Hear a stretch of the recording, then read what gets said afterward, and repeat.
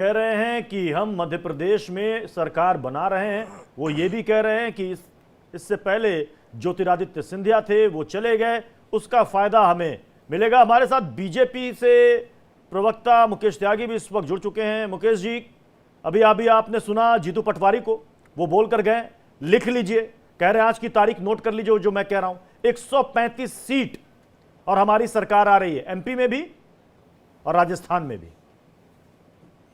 नमस्कार। मैं आपको बताऊं, कमलनाथ जी अपनी सीट बचा ले, ये बहुत बड़ी उपलब्धि हुई इनके लिए। तो कमलनाथ जी की सीट अटक गई है। ये वहां से खबरें आ रही हैं कि कमलनाथ जी शायद वहां पे शिकस्त हासिल करें। तो ये जो 135 का ये जो ढिंडोरा पीट रहे हैं, मैं समझता हूँ बहुत ही खोखला है, बेबुनियाद है और निराधार है। और इस वजह से ये लोग इसलिए हवा फैला रहे हैं कि भाई कहीं पे हो सकता है। अब क्या कर सकते हैं इसके अलावा? अब देखिए इनके, आप मैं मध्य प्रदेश के बारे में बता दूं आपको। मध्य प्रदेश में हमारी जो वोट परसेंटेज थी वो 41% थी और कांग्रेस की 40% थी, लेकिन उनके एमएलए ज्यादा थे हमसे, 114 थे और शायद हमारे 109 थे। तो ये स्थिति अभी जब आएगी आप देखिएगा किस प्रकार से शिवराज सिंह चौहान की लाडली बहन और तमाम ऐसी योजनाएं और केंद्रीय सरकार की योजना, उसका प्रभाव जो है वहां के बुनियादी इंफ्रास्ट्रक्चर पर बहुत गहरा पड़ा है।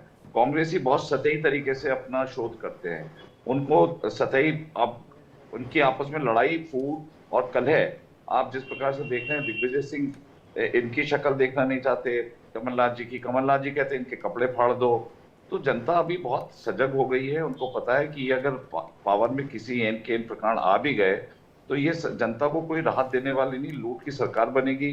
किस प्रकार से इनका पृष्ठभूमि है, पूरे कांग्रेस का इतिहास है कि उन्होंने जब भी आया उन्होंने लेकिन मुकेश त्यागी जी, आपने करप्शन वाला तुरुप का इक्का खेला था छत्तीसगढ़ में, महादेव ऐप, ठीक अंतिम समय में जी।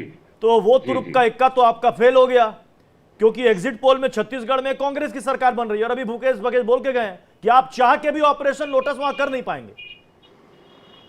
देखिए एग्जैक्ट पोल जो है एग्जैक्ट पोल नहीं है। और सबसे पहले मैं आपको छत्तीसगढ़ के बारे में बता दूं, भूपेश बघेल बहुत बड़ी गलत फहमी में कि वो जीत रहे हैं।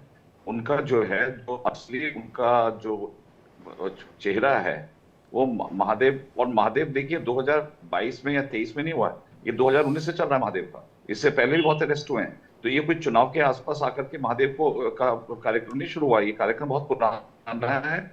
और अब इनकी पोल खुलती जा रही है। अब इनके जितने 508 करोड़ जिस प्रकार से भूपेश बघेल को मिलते हैं, वो तो मतलब सब जगह किस प्रकार से पैसा वहां मिल रहा है। 700-800 करोड़ रुपए वहां पे रेड पड़ी है तो वहां मिल रहा है पैसे।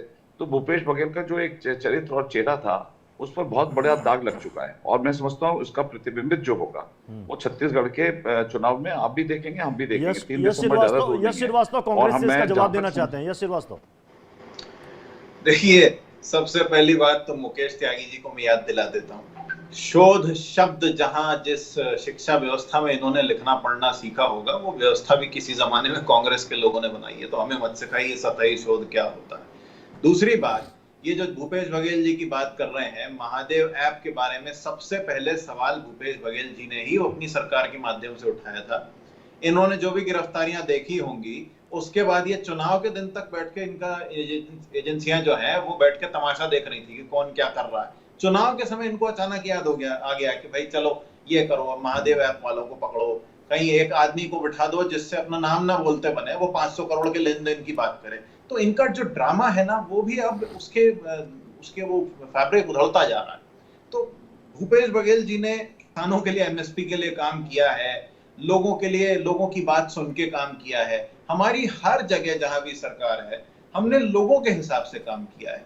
और भाजपा ने केवल 2 काम किए, अपने दोस्तों को और बड़ा करने के लिए बहाने ढूंढो, उसको ले जाके जनता पे मर दो, और दूसरा विपक्ष को, कांग्रेस को भर भर के कोसो और ऊट पटांग लोगों को अपने प्रवक्ताओं के अलावा भी बिठा दो। हाँ, एक बात और कहनी है मुझे कि एक महोदय बैठे हैं यहाँ पे इसी पैनल में, पहले भी इस चैनल पे मिल चुके हैं और भी कई जगह मिल चुके हैं। वो भी कह रहे थे कि भैया चुनाव के बाद देखना पड़ेगा कि कांग्रेस की सरकार को जनता समर्थन देती है या नहीं देती। भाई साहब, समर्थन दिया है वोट के माध्यम से, तभी सरकार बनती है, ये याद रखिए आप अगली बार अपना विश्लेषण बताने से पहले। तो बहुत सारी बातें हैं, लेकिन कुल मिला के यदि मध्य प्रदेश में, छत्तीसगढ़ में, राजस्थान में, मिजोरम में और तेलंगाना में कांग्रेस की सरकार बनती है, सरकार आपकी कहीं बनी नहीं है अभी। इतना ज्यादा उतावला होने की जरूरत नहीं है। आप उधार नहीं, आप उतावले हो रहे हैं, सरकार नहीं बनी अरे है मैं आपकी। मुकेश त्यागी मैं जी से बता बात कर रहा हूँ। आप